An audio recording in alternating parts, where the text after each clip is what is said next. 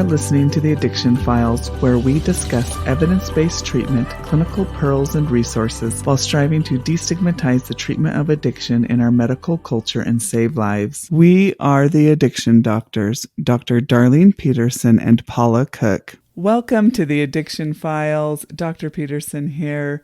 Unfortunately, Dr. Cook was called away on a family emergency. Fortunately, I have Nobi and Pyle joining me tonight to discuss auricular acupuncture and the use of substance use disorders. So we are going to have a fantastic discussion on how this technique can assist our patients in their recovery. As a way of introduction, we're going to talk about the history of 5NP or auricular acupuncture. I'll introduce some of the terms that we're going to be talking about, where this comes from, and some of the advocacy efforts that Chuck and Nobi have been involved in, and some of the uses in populations that have particularly benefited from this. Without further ado, I want to introduce our guests. Nobi hails from Tokyo, Japan, but has resided in the United States for almost 50 years. She is a licensed medical acupuncturist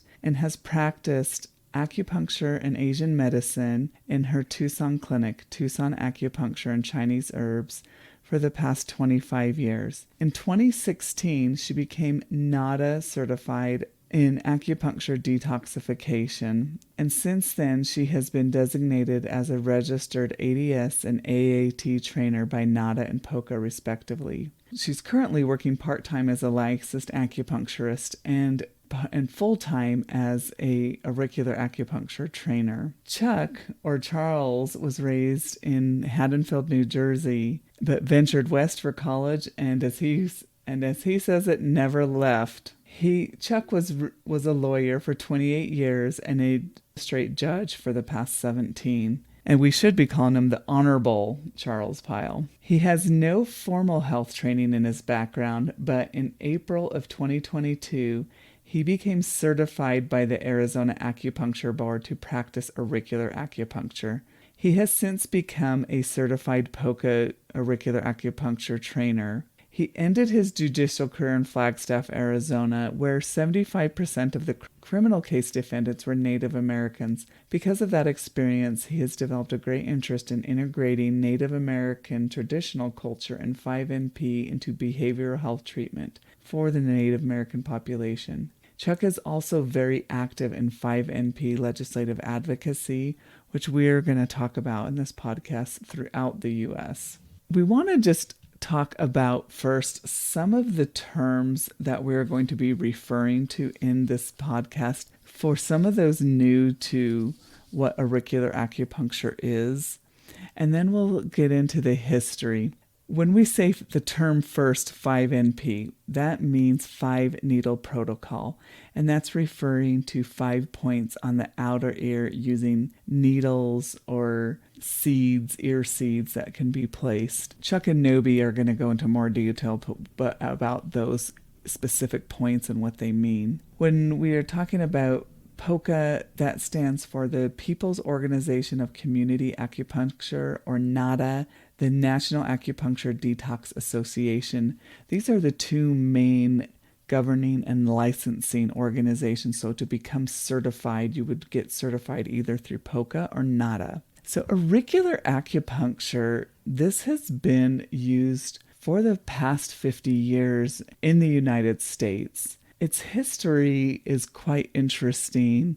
It was really first used the most in Bronx, New York, in Lincoln Hospital. This came in the wake of a devastating heroin epidemic. In the 1970s, this was the Black Panthers, the Young Lords, actually took over the 6th floor of the Lincoln Hospital. And this was in response to this devastating heroin epidemic and what was seen as discrimination to minority populations and lack of access to treatment. What protesters did is they negotiated with hospital administration to start one of the first methadone OTPs in the area, and that evolved into bringing in additional modalities. So not just medication, but obviously treatment and therapy.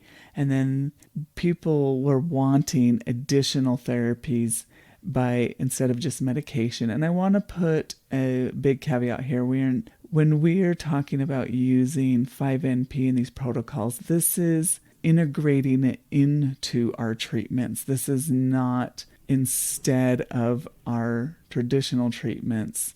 But at the time, there was a lot of this movement was because there was so much lack of access to treatment and medication and limitations. And there were some where this movement was seen as medication was seen as another form of control because there was such limited access. This is where really auricular acupuncture came out, where it was trying to make it available to the people and access to everyone, something that we can give to everyone and make it widely accessible.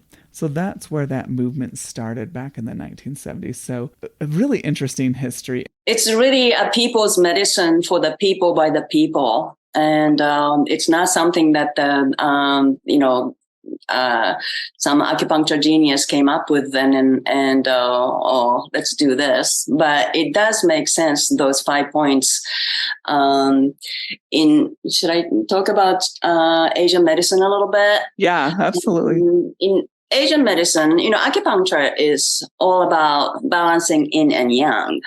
And yang is activities and warmth and heat, and yin is grounding, heavy, anchoring. And, whether I'm trying to work on the back pain or hot flashes, I am trying to correct the yin and yang balance. I do that by, looking at the tongue or, taking the pulses. But in 5MP, we don't do that. We just go in and are you ready? And then place 5 needles. And 5 needles and the 5 points in the ear has a great significance. Because a lot of people who we see in the prison system or addiction rehabilitation system, they have symptoms so-called empty fire. Empty fire is different from full fire, okay? If you are looking at 2-year-old boy who is running all over the place, and that's a full fire. It's just that the boy has so much energy. But if you are looking at adults who are acting out, vexing and fever and red face and agitation and not sleeping, that's sort of like fire, but it's not because too much energy, because there is no yin to balance his activities. So yin is depleted by childhood abuse, childhood trauma, disease, sickness. In terms of balancing, that nothing was added to the yin. So by the time we see those people in the facilities, incarceration, people are very lopsided, indeficient. And so we call it empty fire. So if we use medication and shaming, incarceration, that's what we do for those people. It further depletes the yin. So they don't have the anchoring to begin with. So the empty fire just go ablaze. So what do we do with the needles? We put needles on 5 points of the yin organs of 5 elements. We break down yin and yang into 5 elements: fire, earth, metal, water, wood. Those are 5 elements. Fire is the most yang, water is most yin, all the rest is in the middle. Each 5 element has in organ: heart, spleen, kidney, lung, liver. So we use those points. First point, Shenmen, is a fire point. Second point, sympathetic, is spleen point. And kidney, liver, lung, those 5 points does create more yin. So we're boosting the yin instead of quashing the yang that's ablaze. So when the needles goes in, and then people feel so relaxed, and then they ask, what are they? What do they have in the needle? Why am I so relaxed? Well, there's nothing in it. It's you.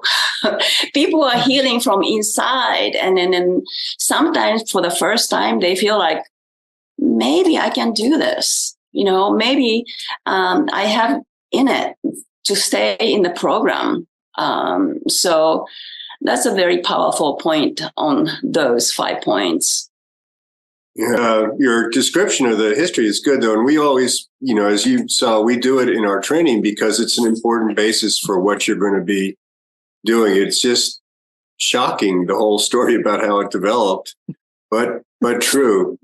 We were just at PokeFest back in Providence in the end of July, and Laura Cooley had this slide that talked about the development of AcuDetox, and she had the word community like 10 times down the left side of the slide, that it was developed by community members, it was delivered by community members to community members in a community setting.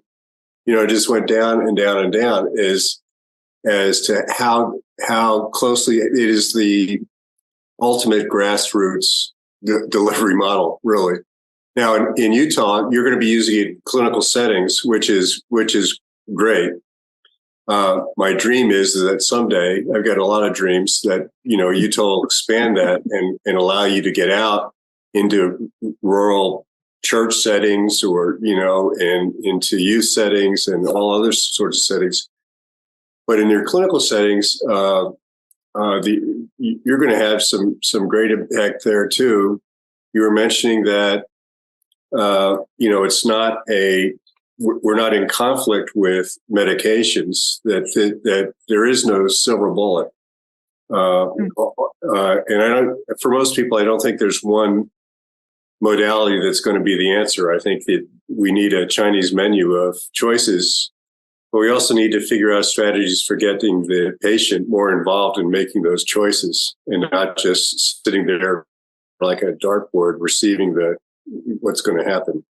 And that's another beautiful thing about 5MP, particularly for clinical settings or preclinical settings, is I think one of its greatest strengths is it's just about the most wonderful engagement strategy.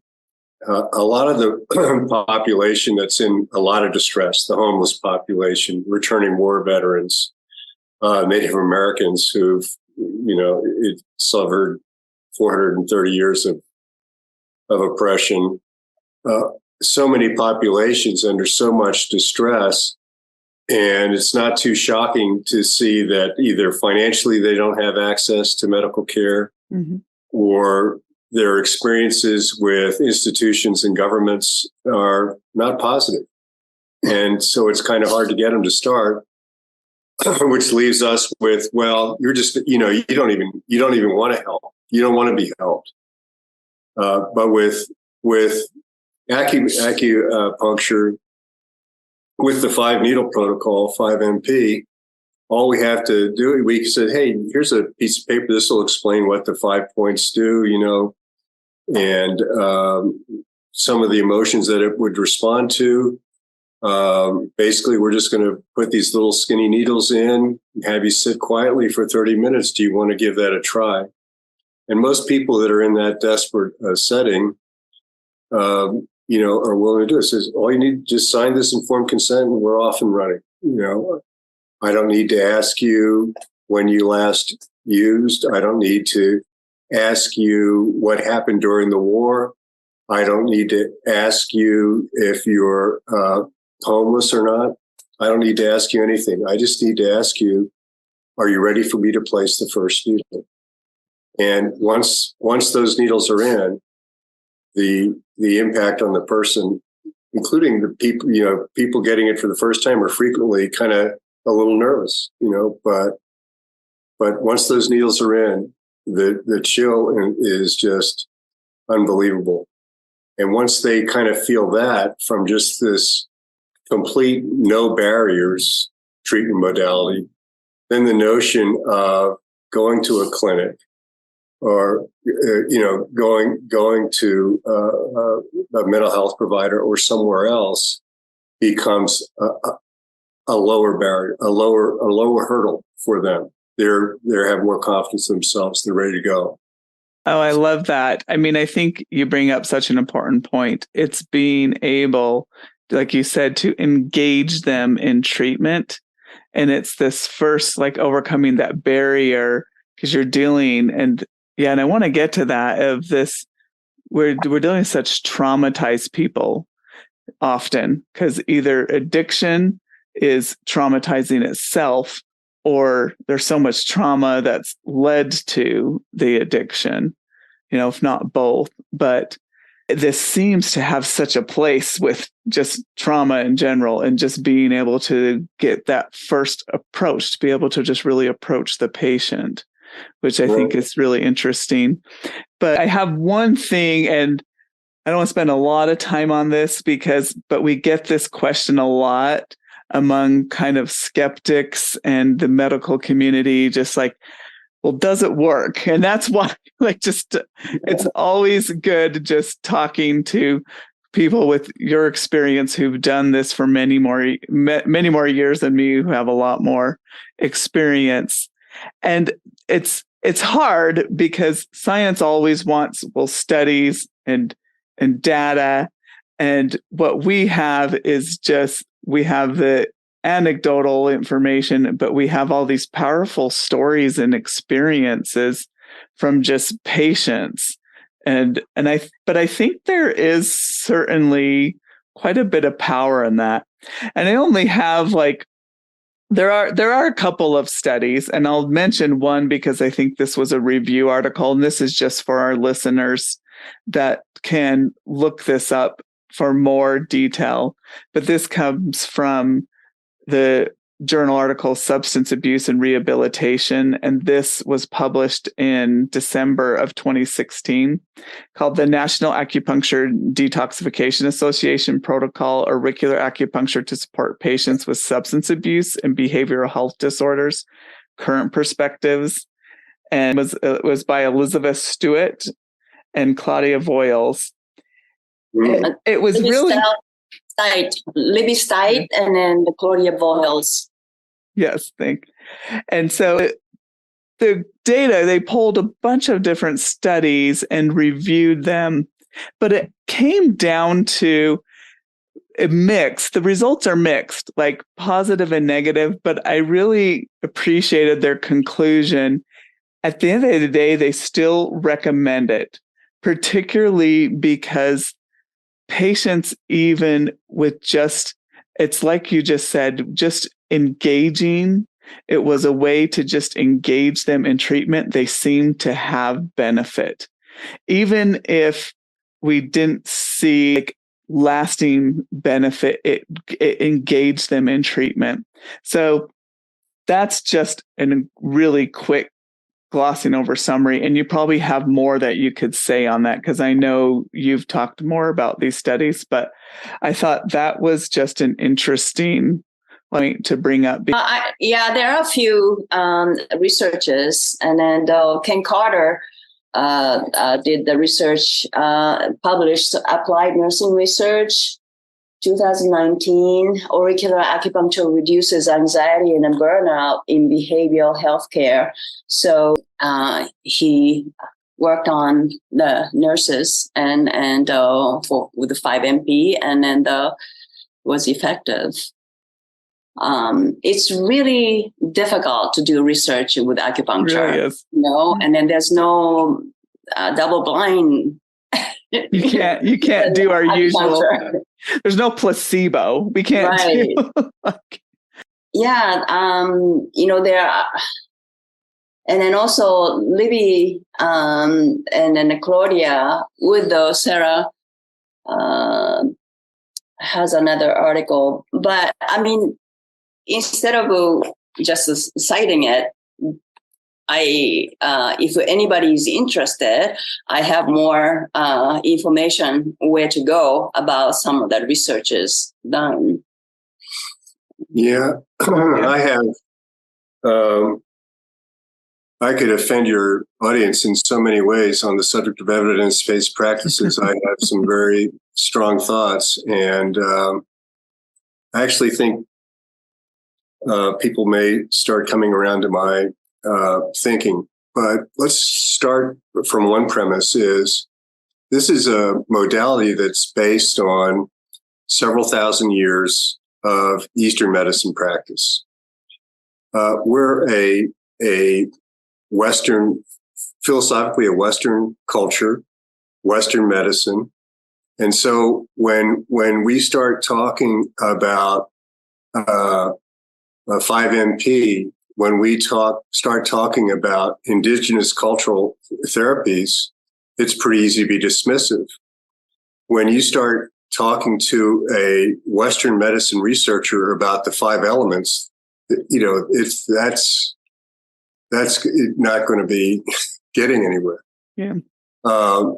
And both of those modalities are going to be focused on helping the person heal from within, both the indigenous modalities and the 5MP.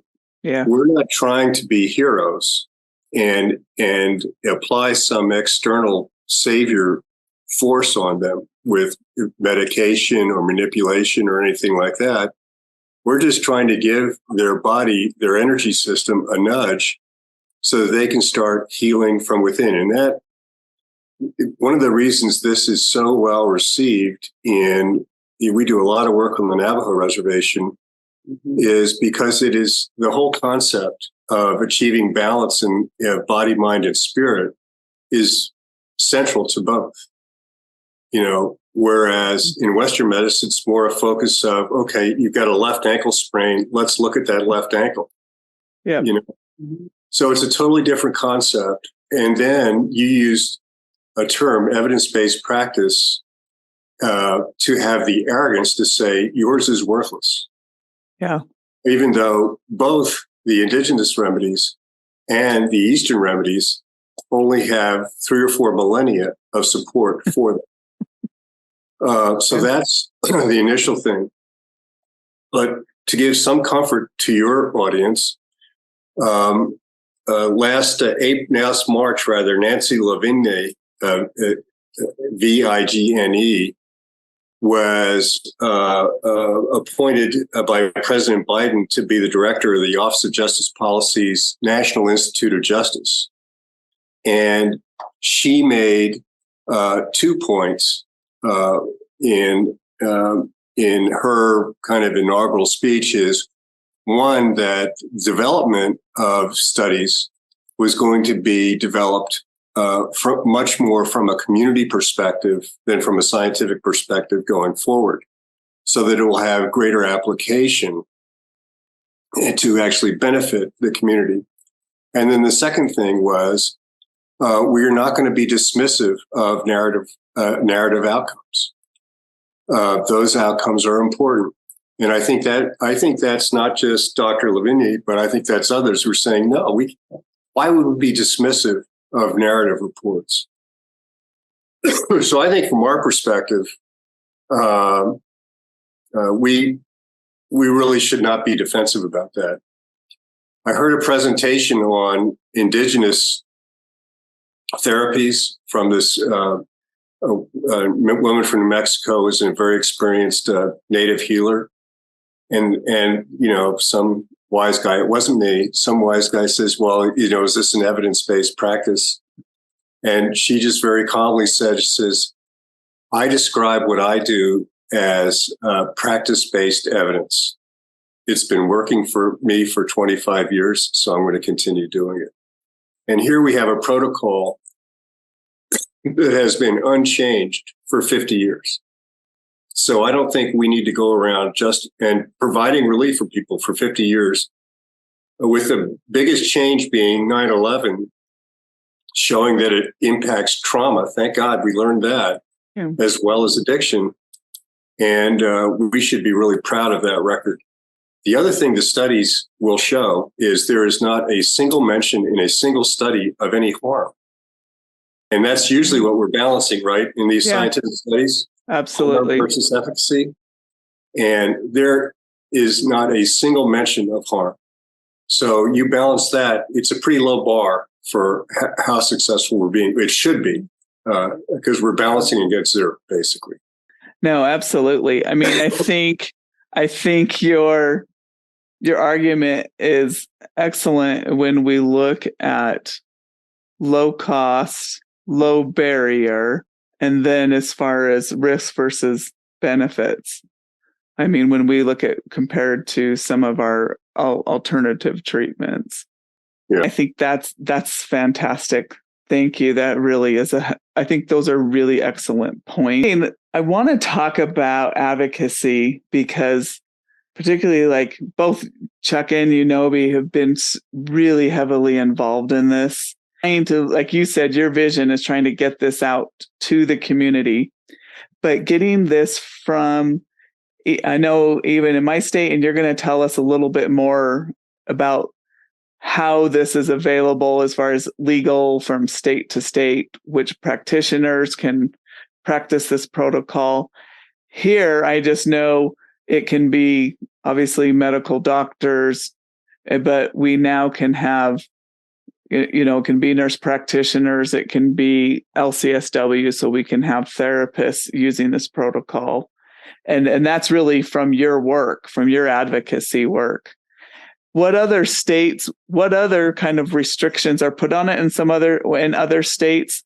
What other barriers are you trying to overcome? What's that been like for you? So legislation on this kind of started in the late 1990s, before 9/11. And so the early legislation was totally focused on treating addiction.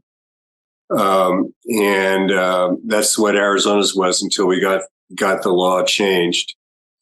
And a lot of the laws are that they just focused on addiction. Trauma's not within the scope of practice. It's usually licensed providers. And sometimes, like in Arizona, it was limited to licensed drug treatment centers, which was very limiting. Very restrictive, yeah. So, and it's almost, I don't know if there are two states that have the identical statutes. It's kind of interesting, but about half of the states do have some sort of statutory premise. And that means half of the states have nothing, except all but 2 states regulate acupuncturists. So it would be a problem for you to go sticking acupuncture needles in people's ears in those states. So that would be perceived as a problem. More recently, I'm kind of seeing it as an opportunity, because I think the best legislative model for us is to just, since this is such an incredibly safe procedure, it's inexpensive and it's so community oriented. Let's get it out in the community, and there's just no safety reason to regulate it. So let's just say if you are trained by NADA or POCA in 5-MP, you can use it in community in your state. No regulation. I have this document, the Utah healthcare providers, licensed healthcare providers, chiropractors, licensed practical nurses, RNs, nurse practitioners, medication aides, physicians, surgeons. But in Arizona, it was the scope of practice became trauma. We added trauma. So that's why the Chuck, who has no health background, could be trained. And of course, he had to apply for state certificate. So Arizona Acupuncture Board controls that. He gets a certificate so he can practice. So in our training, we train a lot of different people: paralegals, massage therapists, just a grandma who wants to help kids, to social worker, healthcare practitioners, doctors and nurses. We even trained an IT person once, which was shocking to me that they would care about people enough to want to learn this. But that's great, though. That's good. Yeah, a lot of people are focused by problems that close family members have had with either trauma, mental health, or addiction issues. And that's what's kind of driving them. There's usually a lot of motivation. The trainings, we have one starting next Sunday, I think. Yeah. Yes. The trainings are really very upbeat experiences because people come in so motivated to want to help others. Which is certainly a great thing for all of us. And having a discussion, between the people who have been incarcerated and who put them in incarceration, being in the same room, trying to learn the technique. I mean, the discussion there is incredibly interesting. Yeah. We did it for several years at the Federal Halfway House here in Tucson, and I'd be in the guys' room and Nobi would be in the women's day room. And, some of the people would, have been there before, and some of the new people I'd be going around placing needles, and one of the guys who knew me would say, well, Judge, when are you, so ask me a question, and all the other heads would just be whipping around. What's a judge doing here, And so, but it really offers great connections. When we hear why people want to, people want to work with people in domestic violence shelters, want to work with the homeless population. A lot of time, almost every time we have a class, is someone who wants to work with veterans. Mm-hmm. And one of my clear focuses, based on my own experiences, all sorts of different places in the criminal justice system, like drug courts, jails, and prisons. Tell me about those experiences. So tell me about, what kind of personal experiences have you had working with patients and out in the community, like you said, in the halfway house, and then in the correction, in the justice system. What's that been like? In every instance, the one thing that's consistent with 5MP is it's really chill. It's just totally chill. So you go in the halfway house, and it tends to be a little noisy. The lights are bright. They don't want you to turn lights off or dim them or anything like that. They want doors open. They want to be able to look in and stuff like that. And women's rec room is a little different. They are able to turn off the lights, so they bring their own music, but the men's rec room, they're not allowed to turn off the light. Yeah. But for us, after we'd been there for a while, the guys, there's always like repeat customers and new customers, and the guys would come in, and the repeat guys would go over and sign the informed consent and hand it to the next guy and find a seat and make themselves comfortable. If there was someone who was new and was worried, they would, talk to them about why they should go ahead and do it. I don't have to be bossing them around and, saying, no, you sit there. I'm just, everything's moving along at its the power of the group. Like the power of the group, and they're on their own. They find a seat. I would put in the needles, and I'd sit down with them, play some spa music, and let them sit quietly for 30 minutes. And then I take the needles out.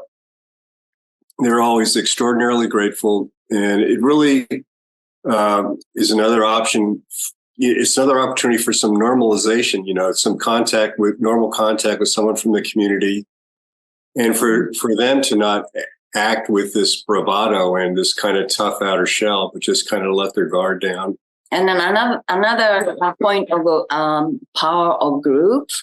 There are some people who are scared of needles, even though I show them that the tiny 1/4-inch skinny needles, people just don't feel like. I mean, they have pierced ears and then tattoos, and I don't force them. If you wouldn't want the needles, I offer them seeds.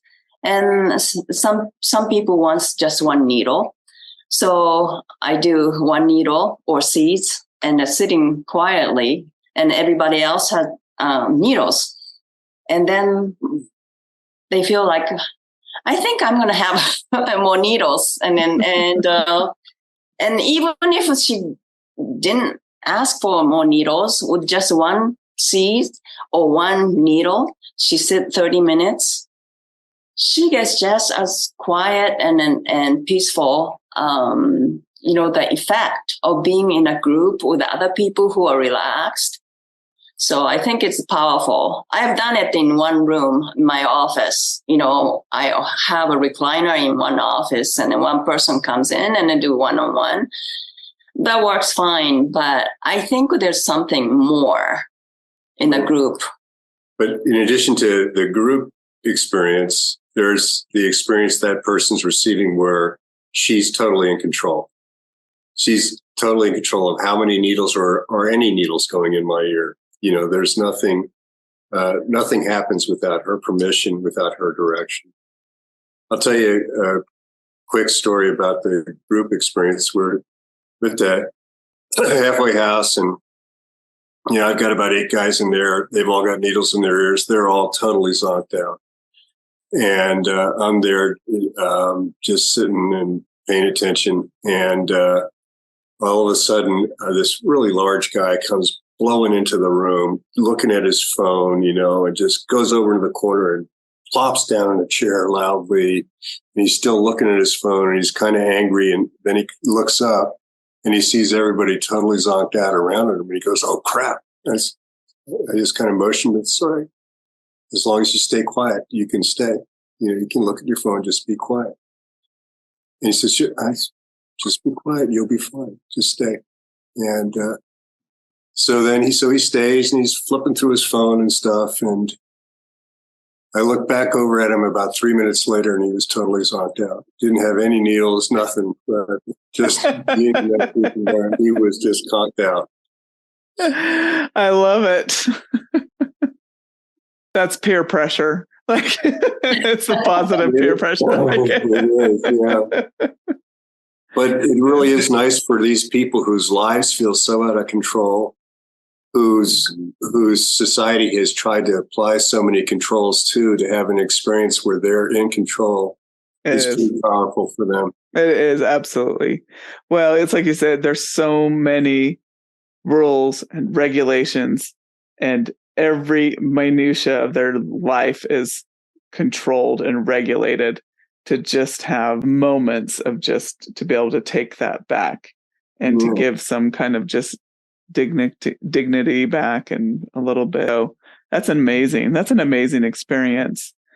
Tell us a little bit about your just experience with kind of integrating this kind of with the Native American traditional culture, and that, because it sounds like you've been really fit with that as well. Yeah. Why don't you tell them about? We've been up to the Navajo reservation 3 times. Why don't you tell them a little bit about it? Well, we do Navajo reservation training every summer. Not necessarily summer. Different area of reservation, and it's a large group. It's about 30 people, and they'll have a wait list. And we do it in a either hospital or IHS facilities. And, those people are not necessarily healthcare workers.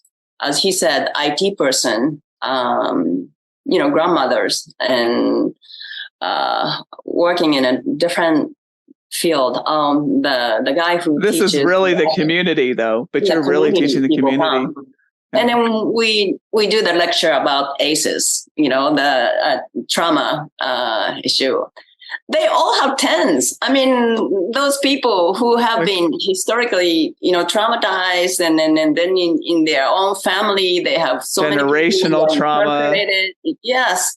So they really get it. And then when we have the clinic to, so that they can get the required amount of practice, we have no problem. I mean, they bring in their families and then neighbors and friends, and then they just comes in. And then at one point, the trainer, us, started bringing needles because we couldn't process as many people as, they come in. Yeah. And they really, really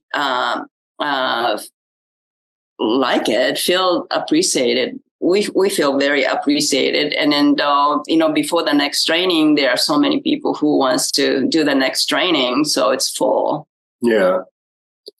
When you tell them kind of just a brief explanation of the principles behind it, that we're just trying to, find balance within you, type of thing.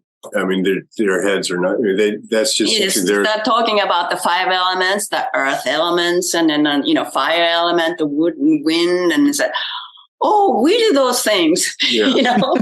So consistent with what they're doing. Yeah. So, and the need is great in the native populations because of all sorts of levels of trauma and intergenerational trauma and everything.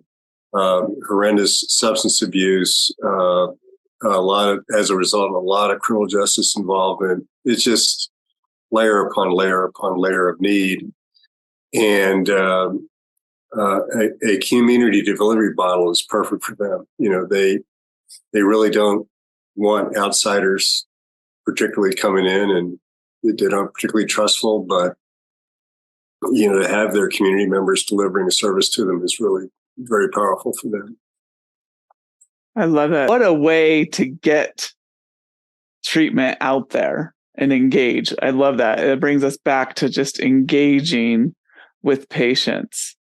What an amazing work that you're doing.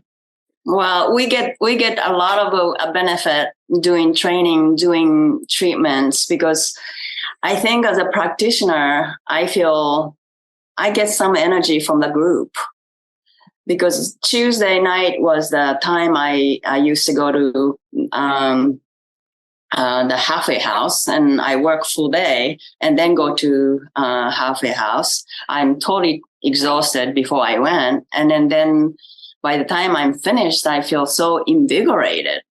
And then in the trainings also, I learned so much from the people who wants to do good, do this 5MP and work on these people.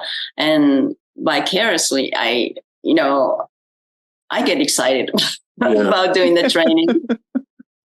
We're going to start doing it this Sunday at it's kind of like a homeless breakfast for the homeless at a downtown site every Sunday morning. So we're going to start there on Sunday, and when we were there, they get about 200 people, I think, there on an average morning.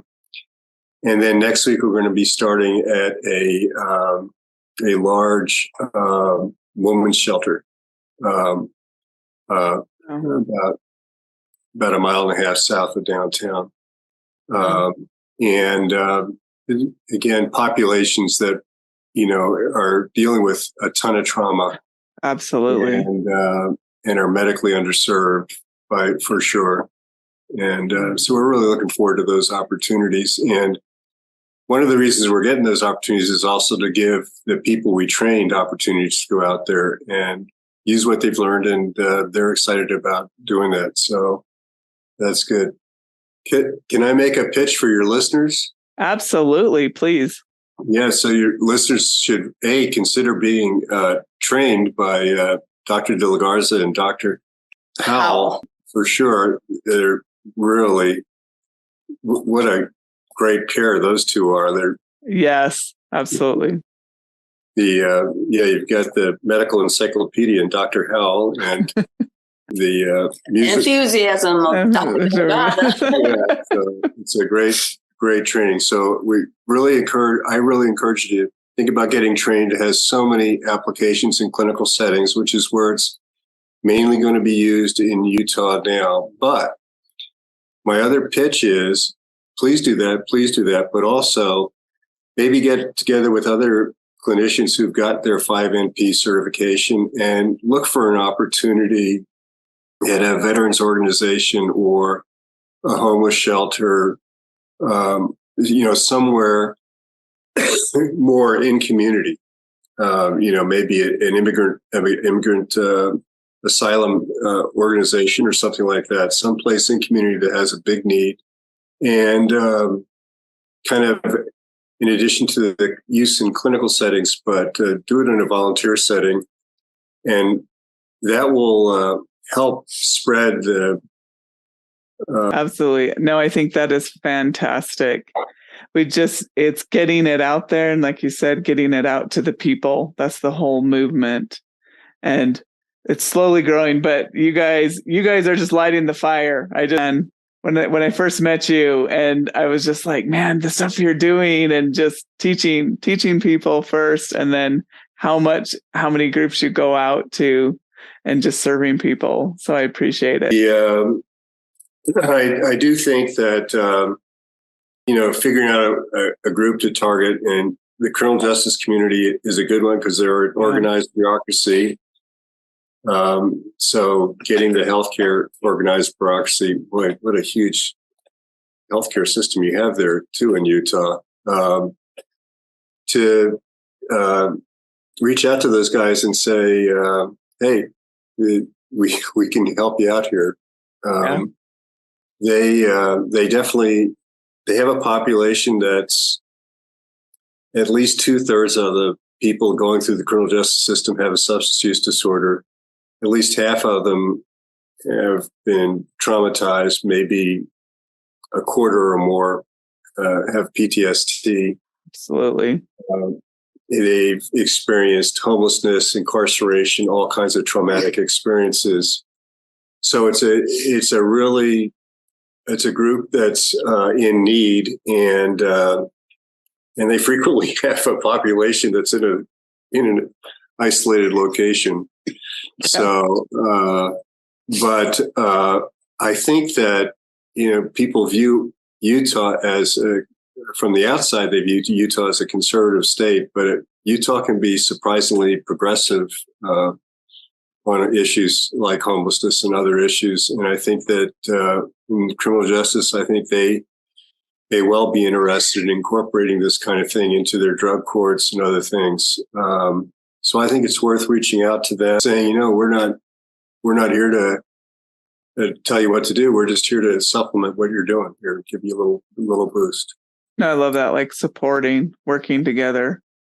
And I think just on your advocacy piece, so all, our listeners all in other states, like... I'd be glad to work with anybody who's interested in another state. I'm working with states from Virginia to Washington. So I'd love to work with them, getting great support from the people at POCA on that. But I don't think that, the technique hasn't changed in 50 years. The scope changed once to add trauma. I think that's going to stay consistent. But I think the real protection for anybody who's worried about scope creep is it's a nonverbal, non-diagnostic modality. So nobody's really focused on scope. They're just focused on, would you like me to put some needles in your ear? You think, will this provide you some relief? And that may sound too simple or naive to others, but if it's providing relief to that person, let them figure out why it's providing relief. I'm just glad to put the needles in, get them out, and offer you a bead, and wish you good luck going. See you next week. Simple as that. I appreciate that. Thank you so much. Thank you for your time. You're a wealth of knowledge, and all of your efforts just in serving your community and your teaching and your advocacy. Thank you again. Yeah, it was really, really fun, Darlene. Thank you. Thank you. Until next time, Hey, check us out at theaddictionfiles.com or email us at theaddictionfiles@gmail.com. Thank you so much to Ricky Valades for use of his song Awake. Check him out at rickyvalades.com.